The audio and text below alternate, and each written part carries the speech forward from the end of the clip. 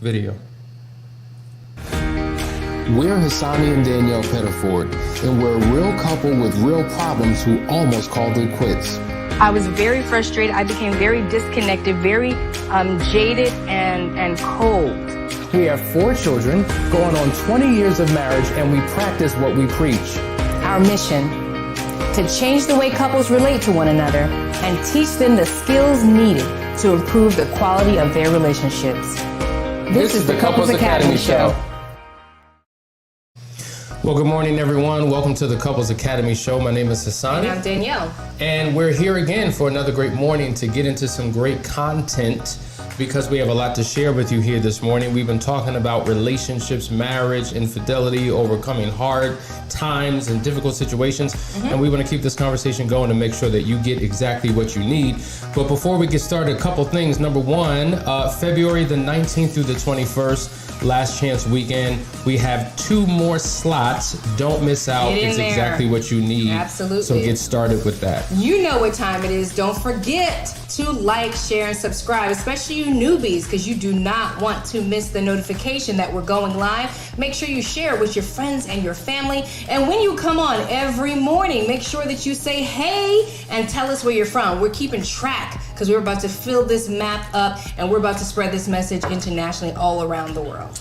All right, guys, we're going to jump into this conversation. We have a lot of meatiness for you. Our topic today is uncomfortable conversations. In essence, how do you have an uncomfortable conversation? I know some of the conversations that you all have been been very difficult, and you're trying to get breakthrough, and it seems like things go from bad to worse. So we're going to give you some ingredients that'll turn things around for you. So here we go. Number 1. Pick a location for the conversation that is free of distraction. I can't tell you how important this is because having the right conversation in the wrong place can produce the wrong thing.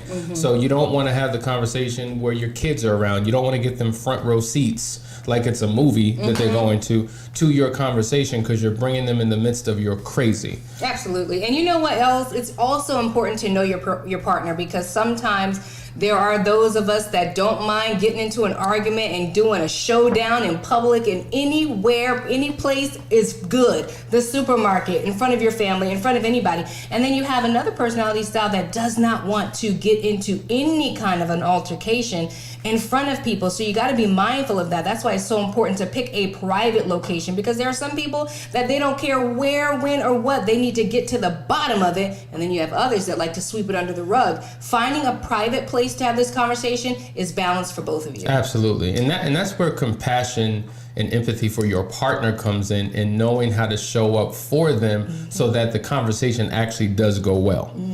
All right, let's go to the second one. Set a time frame and evaluate how things are going, right? So when you're getting into these discussions, let's not call them arguments because that's what we're trying to avoid, right? A serious discussion about a topic. Make sure that you set time for it. Sometimes the time does not call for it. Maybe the kids were around and you've got to do one of these. Let's just talk about this later. Let's not do this right here and right now. Maybe it's in a public place and you've done step 1. Now you need to make sure that you set a specific time so that this conversation isn't one of those other things that just gets swept under the rug and never dealt with. And make sure that you, when you're having these conversations, you're keeping track of how things are moving along. Exactly. And in addition to setting the time, set the amount of time. Because truth be told, some of you will go for, like a movie, could be like 2.5 hours. Your conversation will sometimes trump that. And now here it is. It's 3 o'clock in the morning. We've been talking about this for hours. Like I'm exhausted. My eyelids are getting heavy. My energy, I'm just not there. So you want to get the best from your partner and give the best to your partner by having a time frame and checking in. All right, 20 minutes in. How we doing? All right, maybe we need to course correct with the emotions. We're getting kind of, we need to bring that down. We need to bring the energy down so we can continue to engage to make it through this entire hour. That's a good point. Let's talk about energy real quick because we set these time frames like let's do this for 20 minutes. There are some people, we talk in Enneagram now because I'm always going to speak the language of the Enneagram. There are some personality styles that just do not have enough energy to go with you into these deep conversations for hours. They will tap out. Their eyes will begin to glaze over and they will become aloof because they just don't have the capacity the way that you do. So typically, I call them the green pearls. That's the 2s, 3s, and 4s. If you don't know your number, you need to find out. Twos, threes, and fours have the energy to go on and on and on. Whereas 5, 6, and 7s, these are the blue pearls, they're the mind people, they really don't have the capacity. They run out of energy very fast. And so it's so important to know who you're talking to, because if you're both in the green pearl and y'all could go for hours, hey, go for it, get it all resolved. But if you're mismatched in that way, you want to make sure that you have the best conversation that's going to come to a solution before one person gets frustrated or the other person falls asleep. Yeah, great point. Great point. What's the next one? The next one, be warm and non-confrontational. See, a lot of times we show up with our dukes up. We show up, we got the Vaseline, we got the gloves, we ready to go. Because we sparring. That's what we're doing. And we don't realize, listen, we're on the same team. Yes. It's not about me being right. It's not about you winning and you being right. It's about us both being on the right side of this issue. And in order to do that, sometimes you have to drop your agenda and you have to meet in the middle and figure out what will make this relationship better as a result of this conversation. And so, listen, we don't need to slug it out. We don't need to be mean, mad, and surly. You want to be warm because the way you approach your partner really impacts the way that they react and respond to what it is that you're saying. So that's why you never want to have a difficult conversation when you are in your feelings, because frustration and anger and fury and rage or whatever it is, it's only going to make matters worse, because what happens is your mind shifts into the emotional brain and you can't logically think and process, and you're saying whatever comes to your mind and you don't care about the consequences, and it only makes matters worse. So your disposition, your tone, your approach is everything. I got a comment here. Now you're talking my language when you start talking about the brain, because that's absolutely true. And Louisa says, I usually beat the dead horse. So one thing I have been doing when I need to have a conversation with my husband is write down talking points that make me stay on track. And that's powerful, because see that's that thing that drains us when we start beating that horse with a bat. That horse has been dead, right? And you know what happens is that our conversations just begin to spiral, right? So they spiral all over the place, and that's why those points, that's a very valuable point to add, is to have points. What's the next one? Okay, don't flood or lecture. I mean, that's kind of going right there, isn't it? You know, when you get into your emotions, like Hassani's last points, like you don't want to be overly emotional about it. But sometimes, I mean, let's just be honest, some of the conversations that are coming up or whatever the issues are, you know, triggering points for us, right? So we all understand what triggering means. Sometimes it's the word or the tone or the style that you said, or maybe it's a conversation that has come up 1,000 times and you are already emotionally triggered. And so what ends up happening is that when you are not being conscious, right, and you're just kind of flowing with your emotions, you will begin to flood. This is when you start to bring up all the historical history moments of every argument that you've had, right? And every point is coming into this one conversation, and this is how we start to go all over the place.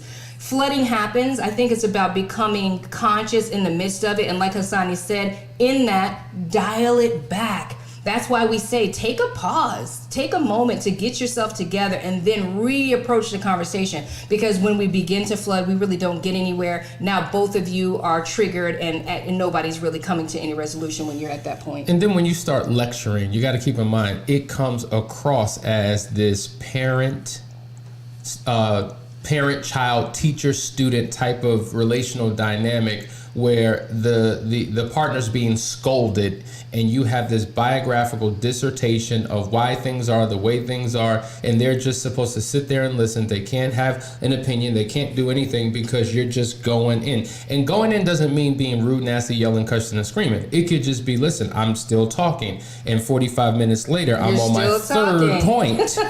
Or the first point, still the first point. I think that's why it's valuable to set a time limit, right? If you know that you got 20 minutes right now, we're going to have this conversation. You could even go so far as to say, 10 minutes for you, 10 minutes for me. However, you got to work it out so that one person doesn't feel lectured. And I feel like we tend to do that to each other, don't we? We're like, one person's lecturing and you're trying to shut their lecture down so you can get to your lecture.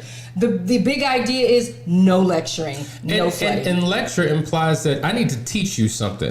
This is something that you need to learn, right? And so that whole disposition doesn't work in a relationship. And so to the point, 10 minutes, that's a lot. Maybe if that is a long time. Maybe 3 minutes. Who's ever got the pen, 2 minutes. 2 minutes are up. There you go. That's right, my turn. And don't interrupt. We talked about this last. Don't interrupt me, because I got something sharp in my hand. What are the challenges that you guys are facing with having difficult conversations? Where do you struggle the most? Where do you wish that you could receive the most breakthrough? We want to hear from you.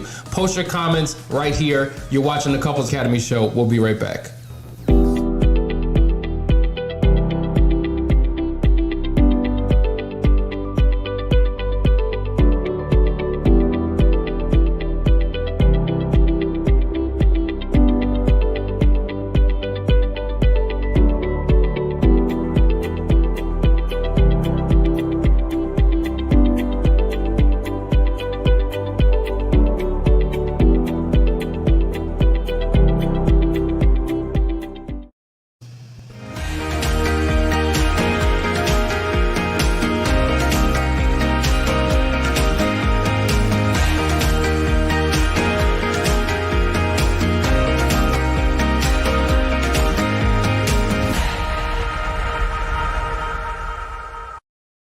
Welcome back. You are watching the Couples Academy Show, and I want to acknowledge some folks. I see Nora Ba from Colombia. Okay, I think I said the name. I messed that name up. Nora Ba. Okay, that's pretty awesome. We've got them coming in from Colombia. Hey Kia, I see you. Luisa, good morning. Gigi, good morning from Atlanta. We love our Atlanteans because we're housed here in Atlanta. JG from California, good morning. Jaguar, good to see you. Hey Yvette, that's my cousin. Good to see you. I think you're in Indiana, right? Ralph, good morning from Ohio. We got so many people are coming in. They're popping so fast, it's hard for me to keep up. We've got Talisha from Newman, Georgia. That's a little bit further down than us. Guys, it's so important for you to come in here and let us know where you are coming from. I see somebody popped in here from Qatar. Thank you, Mary, for letting us know. Memphis, Tennessee, they just keep coming in here. South Carolina, I think you guys even like being acknowledged and knowing where you're. Lithonia, Georgia, hey, they keep coming. And the reason New why we want to Jersey. know about where you're calling in from is because we have a global assignment to impact the world, and you are part of that mission and that purpose. So when you tune in and when you tell other people from other states and other countries that they need to be a part of this, then boom, everything begins to change. Hey Detroit, hey Canada. So thank you guys for joining us. Keep on spreading the word and keep on helping us spread this message of marriage. I mean, we get so many emails and texts from people that just say thank you so much. Every morning we come on here and we get our morning due. We get our morning due. This is what helps us to get through the day. They listen to these messages throughout the week, and it really helps them with their personal study. So we really appreciate you joining us every day and continue to spread that word, guys. We're going to make a major global impact. Now we're going to go to the next point, but we want to hear from you. Like, what struggles and challenges are you facing with communication? Because we know communication is the number one issue that couples have. I don't care whether they're dating, in a committed courtship, engaged, or married for 1 year, 5 years, 10 years, 30 years, it always comes back down to communication. So when you're having this difficult conversation, make sure that you stay on topic. And I think what happens is there's so many paths that we can go down, so many rabbit holes, and we started off talking here and wound up somewhere completely in another galaxy or hemisphere, and we've missed the point because we've allowed our emotions to get the best of us and we didn't have an agenda. So I love what the sister said about how she writes down her points, because it's so easy to get sidetracked, but that helps you to stay on track. Yeah, and I think it's true what you're saying. Like you get caught up in your emotions because for one person, the topic is this, and for you, the topic is something else. But you know how we are always speaking two different languages. I think when we try to focus on the one topic, it's really about understanding each other and being heard and being understood. Really, at the end of the day, that is what it's really about. And when we deviate from topic to topic to topic and pulling all this other stuff into it, neither of you are feeling heard. You're literally bringing in all these different conversations to one subject, and you can't get it resolved. Absolutely. Let's go to the next point. Identify the actual problem. I had to put actual in there because at the end of the day, even what we're saying, sometimes we're arguing and we're saying things and we're really struggling to articulate what it is that we're really feeling, because the root of an argument is a feeling. And depending on your personality style, it could be thoughts in your head that are jumbled up that you just can't get them out to your mouth. For some people, it's in your heart. You have a feeling in your heart and it just makes you feel grieved and you don't know what it is. Others, you feel it in your gut. Usually if it's in your gut, you feel it as anger, right? So really what you're arguing about is a feeling. And so we need to figure out a way to get those feelings and emotions out into words so that we can be understood.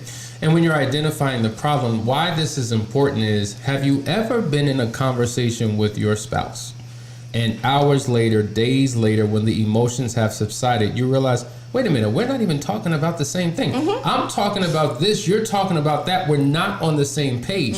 So all that time, energy, effort was wasted because the agenda got sidetracked because you were not even sure what the agenda actually was. And so it's critically important that both of you are crystal clear on the issue before you go any further. Listen, I just want to be clear. What are we talking about here? We're talking about this. No, I thought we were talking, no. We can talk about that, but for right now, this is what don't bring in your agenda. This is the agenda, and then when this agenda is addressed and resolved, now we could bring up another point. And that brings into that list, because I think this would be a great place to write out, like, okay, here's the topic, because we've talked to you about, okay, sometimes you need to take a pause and have this conversation later. So later, mindset shift, energy shifts, you're a little bit calmer when you might have been kind of erratic when you're in the midst of the argument. So if you're writing these points down later on when you're about to have this conversation, you can actually get right back to what you were talking about. Because, people get gaslit all the time, right? It's just like, you started out talking about this and now you're talking about that. It's just like, but you actually said these words. Well, no, that's not what I meant. I meant this, or this is the problem.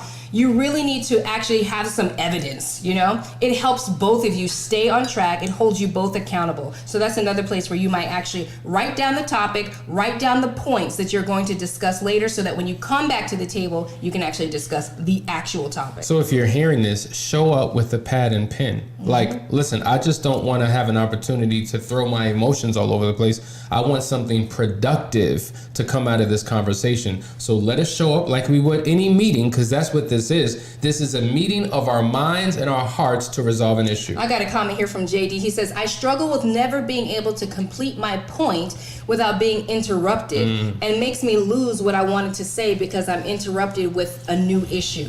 And absolutely, some folks really, if you're probably a mind person, and I think I did your Enneagram, but I don't remember what it was, but if you're a head-centered person, you actually need the ability to be able to get your points out.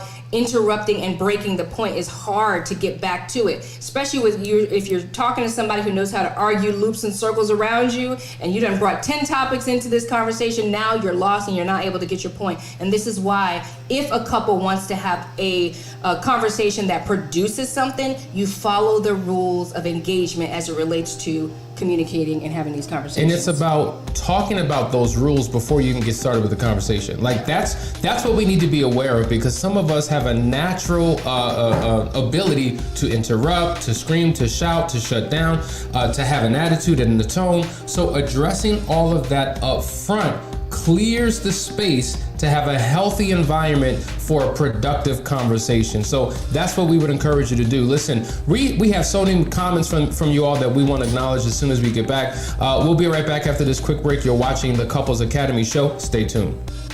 Sign up today for the Better Marriage Club and receive exclusive access to the private Facebook group to get your questions answered and your problems solved. Access to our marriage library of live seminars. Watch the Couples Academy Daily Show. Call the help hotline for laser coaching. Get our weekly action guides and receive a private one-on-one call with one of our marriage coaches. To join the Better Marriage Club, simply text MARRIAGE to 973-490-4668. Join today. Your marriage deserves it.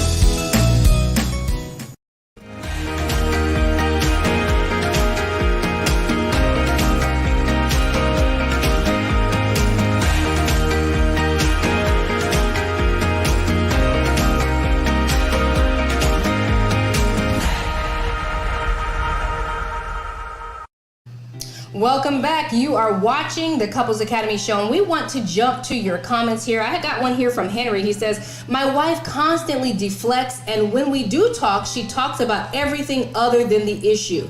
It is really frustrating. We know exactly what that is. I think we all are guilty of that at times, because sometimes it's hard to hear about ourselves, or we're so quick to defend and we want to go on to something else. And so this is why it's important to preface the conversation. Hey babe, I want to talk to you about something. This is what's on my mind. Can we create some space later to talk about it? Yes. And so one of the points we talked about is staying on topic, right? So if you can get an upfront agreement from your partner before you even get into the conversation to stay on topic, is your job to remind them, all right, babe, we said we would stay on topic. Listen, I'm sure there's some issues I have, but let's deal with yours. And then once we've concluded that, let's go into another conversation and talk about some of mine. That's fair. Yep, Above says gaslighting is the devil. I just had to put that out there because I 100% agree. Thank you for that comment. Noreen says, I always get so emotional, especially when you're the one who got hurt. And see, that's, you know what, we've all been hurt. I don't know what type of hurt you're talking about, but throughout the course of the relationship, we are all recipients and contributors to emotional hurts and pains. And so there are certain hurts that are more extreme than others, but in essence, there has to be a voice given to the partner to express his or her concerns as well, because there's life after betrayal, life after a major hurt, and you've got to be able to know how to navigate through that. Yep, Kia says rules of engagement, using those, it helps tremendously. And yeah, she's co-signing there. I mean, think about a country with no laws. What kind of chaos and anarchy would we have if there were no rules and no laws? And what happens when you break the law? There is a penalty. And so for us, it's the penalty of lack of communication, lack of intimacy, not being able to be transparent about things, because we are suffering the penalty of our poor communication styles. And so these laws of engagement are powerful for you. And let me just acknowledge Kia for a second, because her and her partner, they went through the Last Chance weekend, and it was a transformative experience for them. And they said, you know what, this is some good stuff. We want to continue. And they're in our Moving Forward program. So they're getting those tools. They're getting the insight, and they're experiencing a breakthrough. And so we're happy to have you as a part of our daily show. Vincent has a good point. The deflection to prior issues that aren't resolved because of the deflection in those previous talks. I mean, that's a good point. You know, a lot of times we're deflecting to issues. We should not be deflecting, right? But what happens? You get into these conversations, and now you start to think, hold up, back in the day, and you're thinking about issues that were never resolved, and you bring that historical data into your current conversation, and now there's an explosion, and you don't move forward. And it actually repeats itself. That's what it sounds like you're saying. Like, here we are deflecting again from an old previous conversation. Now the next conversation is going to constantly deflect back to the last conversation, because we're not resolving these issues. Yeah, that's so true. And that's why not just conclusion, because you can conclude a conversation, but it's about resolution and conclusion. ARC says, my struggle is getting anxiety. However, I push through it. Yeah. And we feel that, you know, depending on your personality style, where you're going to feel it. You might have it in your head, heart, stomach. But that anxiety is something that we have to acknowledge, know it's there, and then try to deal with it. Like, you know what? The best way to deal with anxiety is breathing. There are some powerful breathing techniques that you can use to, as soon as you feel it, release it. And that's the power of taking a moment, step back, get your breathing technique going, and then come back to the conversation. And a lot of times people who struggle from anxiety, they are already plotting out what the future experience is going to be like. So they've already determined that it's not going to go well, something's going to go bad. And so in essence, they're experiencing the experience before they actually experience it. And so they put all of this emotion into what hasn't happened yet. And so the reality is you have to live in the present moment. And to Danielle's point, breathing techniques and being present in the here and now helps to overcome the anxiety to have an effective conversation. Absolutely. Let's go to the next point. All right. Discuss each other's perspective. This is critically important. So in addition to me sharing my perspective, hear that, because that's what we naturally do, then I want to take the time to explain what I think my spouse's perspective is. So in essence, so what do you think I feel? What do you think? Well, what I think your perspective is XYZ. And then your spouse can either correct or confirm what you think their perspective is. Because your perspective of their perspective may be absolutely wrong. And then they're there to say, no, that's not what I think. What I think is, or what I feel is. And the reason why that's so critically important is because one of the biggest issues with communication is misunderstanding. And oftentimes we're in our feelings and in our thoughts, and we make decisions based upon what we think our partner's thinking and feeling, and it may be far off from the beaten path. So clarifying perspective is critically important. I think that's that's called mirroring, right? So when I listen to what my spouse is saying, and then I say, okay, before I get to my points, let me just repeat back to you what I'm understanding.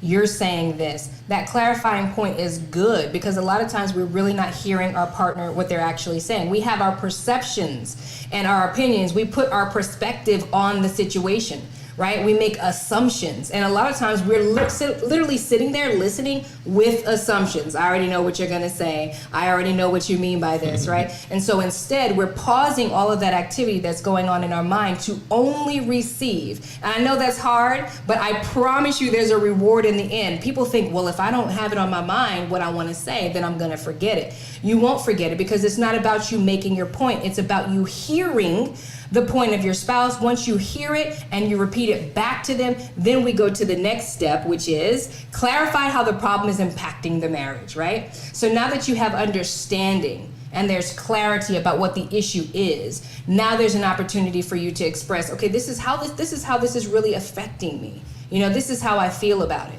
And there's another a point that I want to make about this, because it seems one-sided, doesn't it? Like, if the person that comes to you with an issue has issues, it seems like, okay, all I'm doing is listening, all I'm doing is hearing, and they get to dump all of their issues on me. At the end of the day, acknowledging their feelings and how they felt about a situation doesn't necessarily mean that you agree with what they thought was going on, right? There are perspectives there. You will have a chance to clarify, hey, this is what's really going on. This is what really happened. And you can leave that with them and allow that person to accept or refuse to accept what it is that you're offering. And that's kind of where couples end off with it. Like, at the end of the day, if there's peace, and you can walk away feeling like you were heard, you've done an amazing thing. Yeah. Most of the time, couples walk away from arguments feeling like they weren't even heard. Exactly. Just frustrated. And so that leads us to the last point, guys. Brainstorm and discuss solutions to the problem. We could spend hours and hours and hours talking about the problem and never get to a resolution. But if we make an upfront agreement, hey, why don't we have a solution-oriented conversation? Listen, I know you feel the way you feel. I feel the way I feel. We can discuss that. But truth be told, we've been discussing that forever. We already know. Over and over again. We already know what the problem is. Yeah. How about we jump into some solutions? So when you're brainstorming possible solutions, the reality is not everything's going to make sense. Not everything's going to work. Not everything will you agree with either. Exactly. Right. And it's okay. That's why you want as many possible solutions to solving the problem as you can come up with. So if I have 8 different ways to solve this problem, Danielle has 7 different ways. Well, that's a total of 15 right there. Then as we talk it through, she may like 3 of mine. I may like 3 of hers. That becomes our agreed upon approach to solving the problem. That's the sweet spot. So we found an area of commonality, and now we have an agenda to work this issue out. I love that. I mean, I think it's great. You know what came to my mind just listening to that is, how you talk about the book of Danielle, how you should know your spouse. Well, what about the book of engagements or the book of solutions, right? Because to your point, a lot of times we have these conversations and we come to understanding and solutions about it, but then maybe a month later, we're still talking about it. And so if we documented the last time we had a solution about it, we could always go to the book of solutions and look, okay, what did we talk about last time? Okay, remember?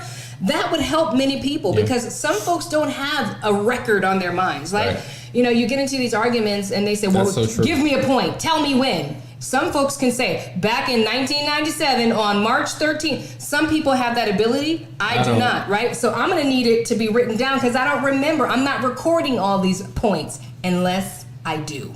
And that's an option. That's exactly right. I mean, the book of solutions, wow. I think the book of solutions. That would make so much sense because a lot of times when you're having these difficult, uncomfortable conversations because they are emotional, you don't remember. You don't. You don't walk away with something clear. right? Intangible, touchable, concrete, and real that actually works. Yes. You just walk away feeling the way that you feel. And when you're soaked and saturated in your feelings, that's when things go wrong. So remember how we said show up with notes and agenda and knowing what you want to talk about? Well, there should be line items for the solution or the resolution. Your conversation minutes. Right? Take minutes. Man. And now you have it documented. Can we do that? You'll never forget. Absolutely. We are going to do that. See, we don't play, y'all. We apply. We don't just talk about it. We are about it, aren't we? Let's get it. Let's get it. Get it. Guys, this is the Couples Academy show. You just learned how to have an uncomfortable conversation. We've robbed you of every excuse for things to go wrong. Now watch this video with your spouse. Break out a pad and pen. Talk about where you show up, where you go wrong, and let this be a tool to take your relationship to the next level. Tune in tomorrow. We're going to have another great conversation. We're going even deeper than where we went today. Love you guys. Make sure you like, share, and subscribe. We will see you in the AM. Bye. Take care. If you would like to be a guest on our show, or if you're interested in one of our restoration programs, contact us today at couplesacademy.org.